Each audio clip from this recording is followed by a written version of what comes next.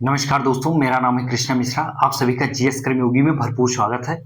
हम आज बात करेंगे भारत और नेपाल के रिश्ते के बीच, क्योंकि मार्च में जो चुनाव हुए थे, उस चुनाव के बाद नेपाल में सत्ता परिवर्तन हुआ है, वहां की सरकार बदल गई है। जब किसी देश की सरकार बदलती है तो वहां का संपूर्ण चीजें बदल जाती हैं। जो सरकार आती है सत्ता में, उसके अकॉर्डिंग उसकी पॉलिसी होती है, उसकी फॉरेन पॉलिसी होती है, यानी कि विदेश नीति होती है।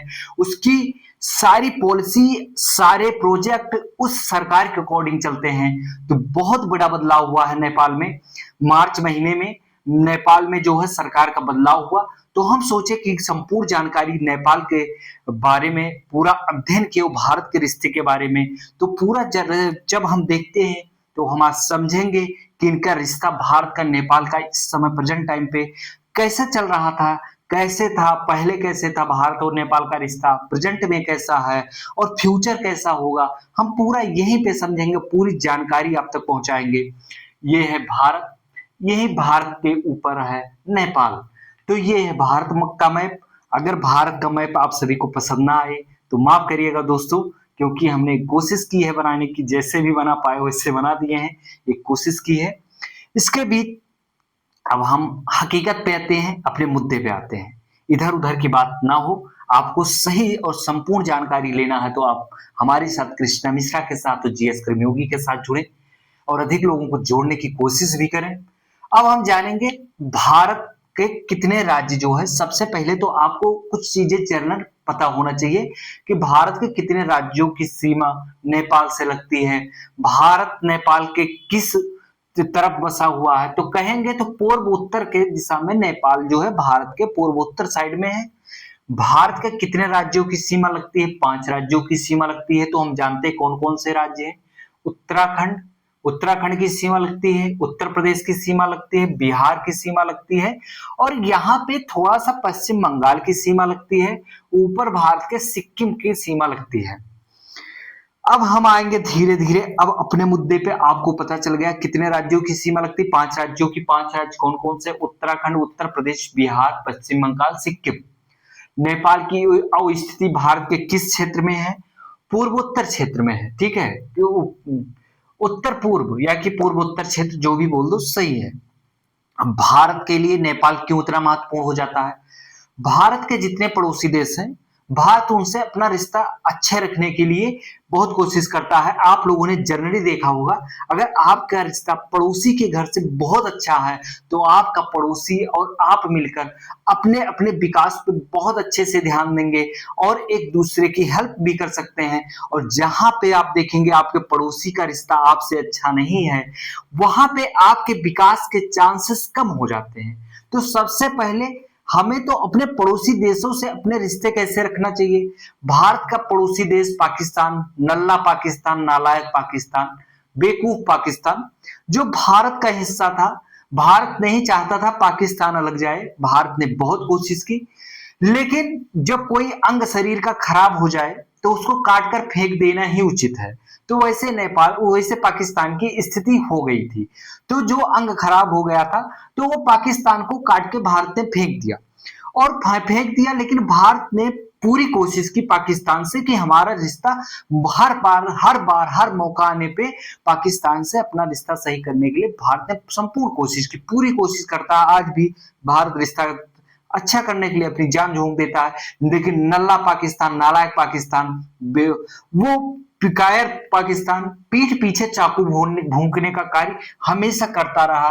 कहीं कश्मीर को लेकर के हमेशा विवाद चलता रहा, पंजाब को लेकर हमेशा विवाद, इधर राजस्थान गुजरात से लेकर के वो हमेशा कोई ना कोई विवाद के माध्यम से भारत पे हमला करना, या भारत के किस तरीके से भारत को डाइवर्ट किया जाए विकास के माध्यम से। खुद तो अपना विकास कर नहीं पा रहे हैं, लेकिन भारत को बहुत डाइवर्ट करना चाहते हैं, लेकिन कुछ कर भी नहीं पाते।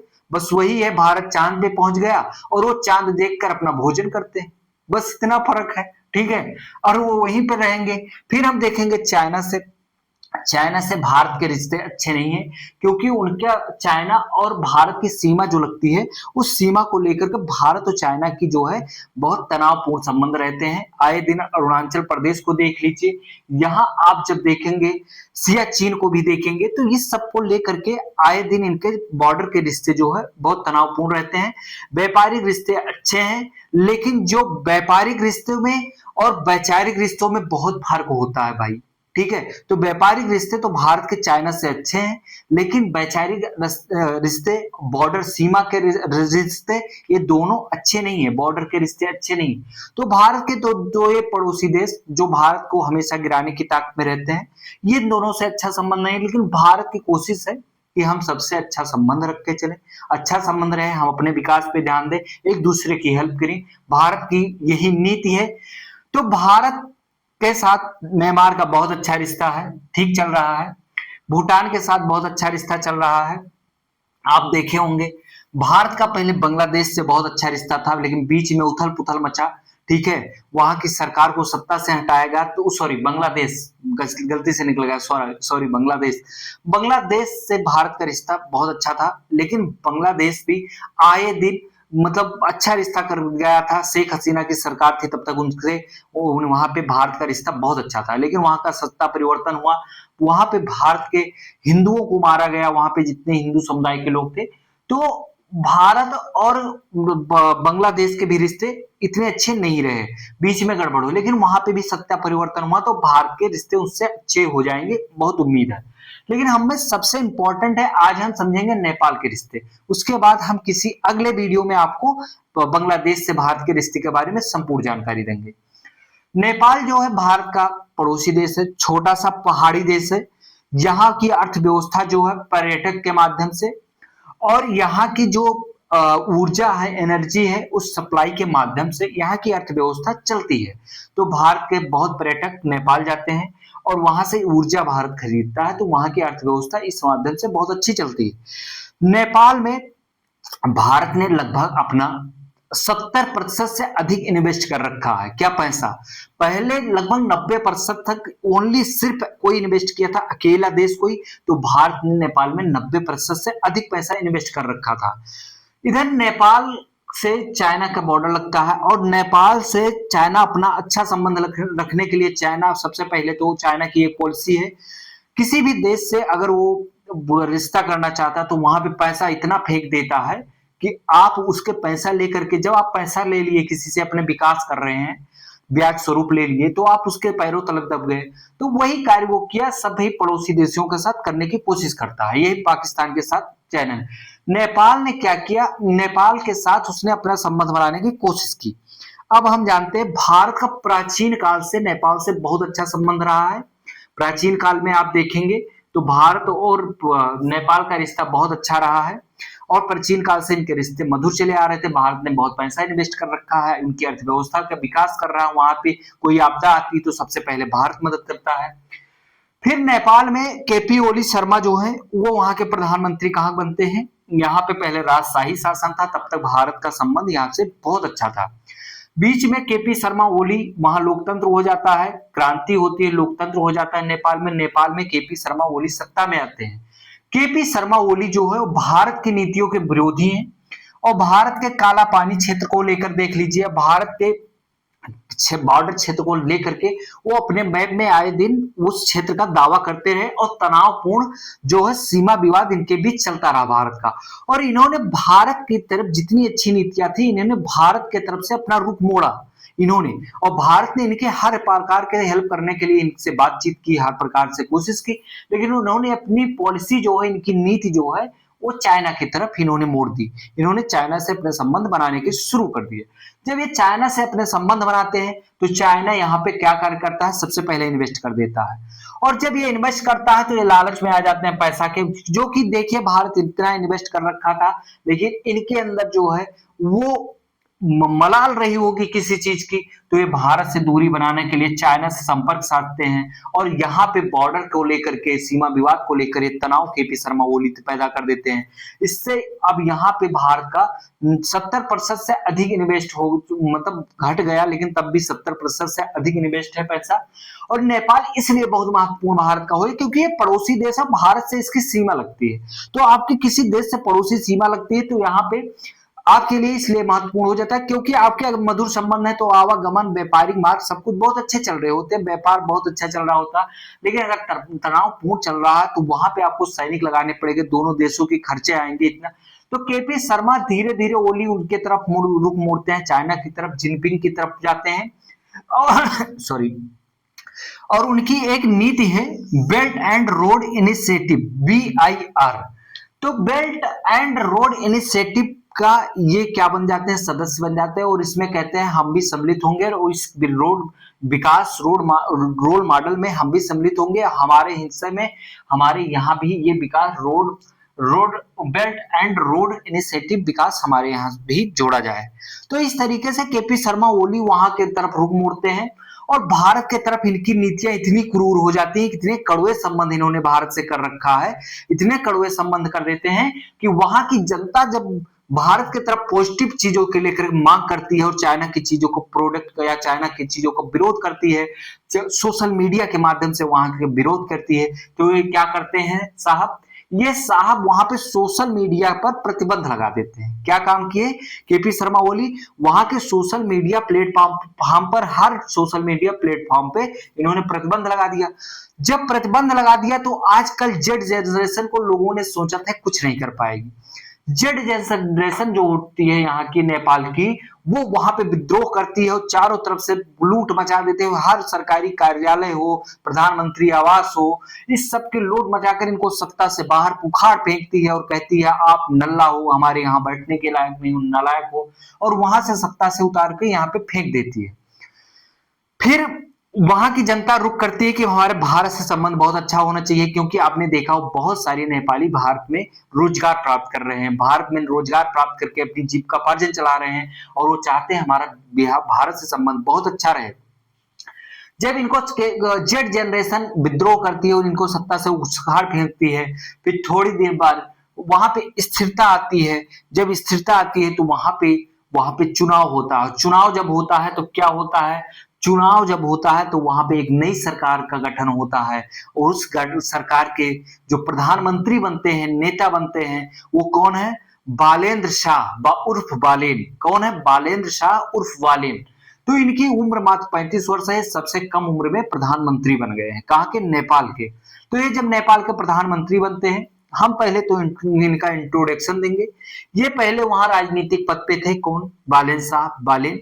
तो पहले ये भारत के बिहार और उत्तराखंड को लेकर के, इन्होंने सीमा को लेकर के विवादित बयान देते आए हैं। पहले तो विवादित बयान देते आए हैं, लेकिन सत्ता में आए हैं तब से इन्होंने अपनी पॉलिसी को परिवर्तित किया है। और इन्होंने सबसे बड़ा क्या कार्य किया, इन्होंने भारत के सनातन धर्म यानी कि हिंदू धर्म के अनुसार, रीत रिवाज के अनुसार इन्होंने शपथ ग्रहण की। और जब यहाँ के शपथ ग्रहण की हिंदू रीत रिवाज और सनातन धर्म के अकॉर्डिंग जब इन्होंने मतलब इसका संदेश था पूरे देश को देना, पूरे विश्व को देना कि हम सनातन को मानते हैं, हमारा झुकाव जो है, अब भारत से संबंध हम अच्छा करना चाहते थे। तो ये बहुत बड़ा संदेश देना है। यही जो सनातन धर्म के रीत रिवाज के अनुसार ये जो शपथ ग्रहण करते हैं, वही से लोगों ने एक आंकड़ा लगाया, अंदेशा लगाया कि इनका जो झुकाव है भारत की नीतियों के प्रति, भारत के प्रति अपना रिश्ता अच्छा करना चाहते हैं।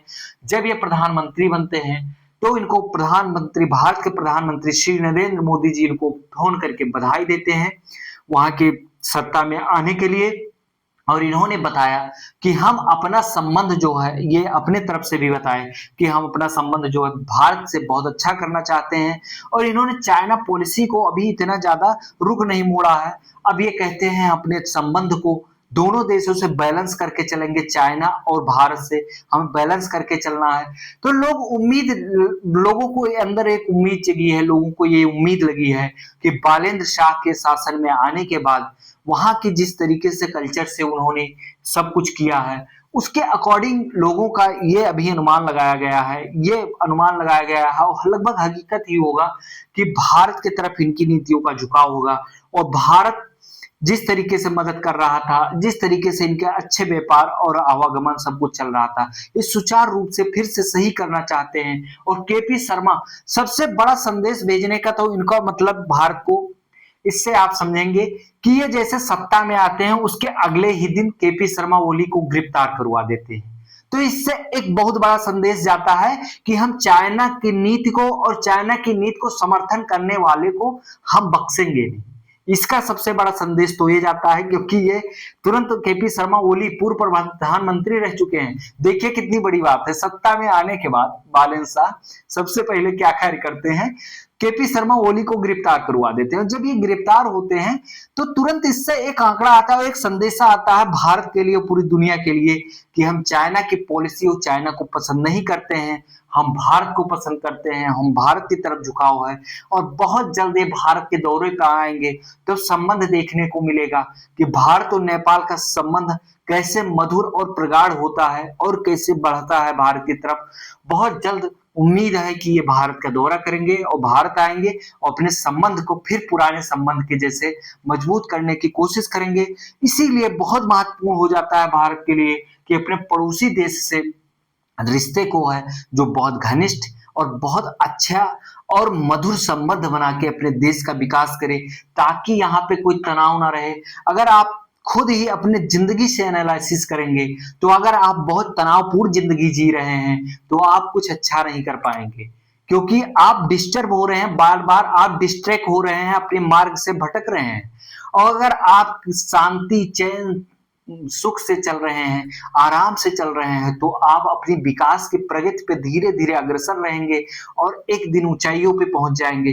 तो वही जो हमारे अंदर होता है, हम लोगों के संबंध के बीच होता है, वही सेम इंटरनेशनल स्तर पे भी होता है। जो सीमा संबंधित विवाद होता है या सीमा संबंधित मधुरता होती है वो सेम वैसे होती है। तो इसलिए अपने पड़ोसी से यहीं से सीख लेना चाहिए कि हमें अपने पड़ोसी से जो रिश्ते हैं उसको बहुत अच्छा और बहुत मधुर रखना चाहिए। अपने पड़ोसी से आए दिन अपने रिश्ते नहीं बिगाड़ना चाहिए।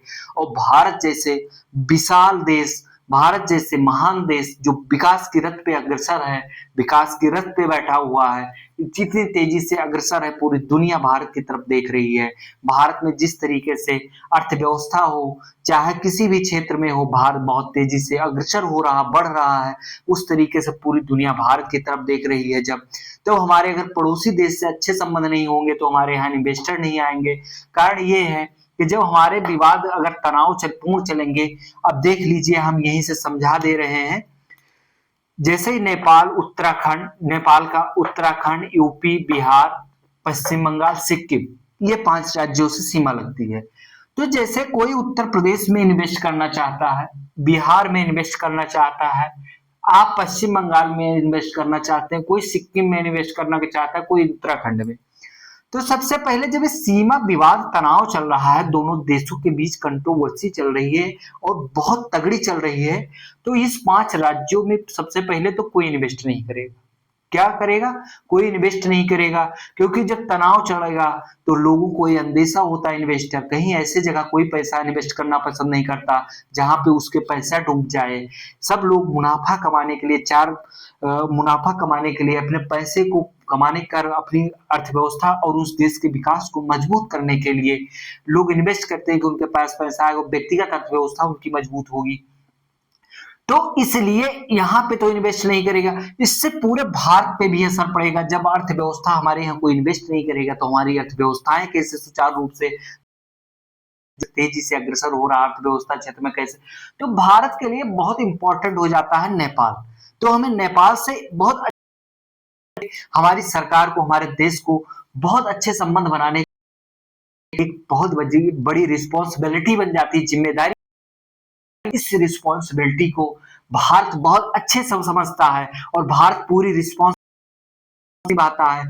किसी भी देश में कोई भी आपदा आती है, पड़ोसी देश में कोई भी आपदा आ जाए, भारत देखते होंगे, भारत सरकार पूरा खर्चा उठाती है, आर्थिक मदद करती है, मेडिकल की मदद करती है, की मदद करती है भारत सरकार। तो इस प्रकार नेपाल में कोई भी गतिविधि होती है तो भारत सरकार सबसे पहले खड़ी होती है। इसीलिए हम नेपाल से बहुत अच्छा संबंध रखना चाहते हैं और जितना अब नेपाल से पूरी उम्मीद है कि हमारे रिश्ते बहुत बेहतर होंगे। तो आपको नेपाल और भारत की पूरी इम्पोर्टेंसी को समझ में आ गया, दोनों के महत्व को समझ में आ गया होगा कि वहां के सत्ता परिवर्तन से कितना रिलीफ मिला है भारत को, कितना आने वाले टाइम पे भारत उम्मीद करके बैठा है, वो सब अब आपको बहुत अच्छे से समझ में आ गया होगा। और ऐसे ही वीडियोस देखने के लिए आप सभी लोग हमारे साथ बने रहें। हम अगले वीडियो में बात करेंगे फिर कि जो तनाव अमेरिका, ईरान, इसराइल के बीच चल रहा है, जैसे ही उसके बारे में कोई जानकारी थे उसके बारे में नहीं, हमारा भारत और बांग्लादेश के बारे में बात करेंगे। तो आप सभी लोग जुड़े रहें और ऐसी जानकारी के लिए, पूरे विश्व की संपूर्ण जानकारी के लिए हमारे चैनल जीएस कर्मयोगी को अधिक से अधिक लोगों को जोड़ते रहें, जुड़ते रहें और देखते रहें, एंजॉय करते रहें। संपूर्ण और सटीक और सही जानकारी आप तक पहुंचती रहेगी और आप इधर उधर गलत र्यूमर फैलाकर या र्यूमर चीजों पर विश्वास न करें, जो हकीकत है उसको जाने। आजकल र्यूमर्स बहुत ज्यादा मार्केट में हो गया, हकीकत लोग बताना पसंद नहीं करते और हकीकत लोग बताना बंद कर दिए तो आप हकीकत सुनना भी भूल गए हैं। लेकिन हकीकत सुनना जानिए, र्यूमर्स में न मत पड़िए। आप सभी लोग जुड़े रहें और देखते रहें। फिर हम आपको मिलेंगे, तब तक के लिए धन्यवाद।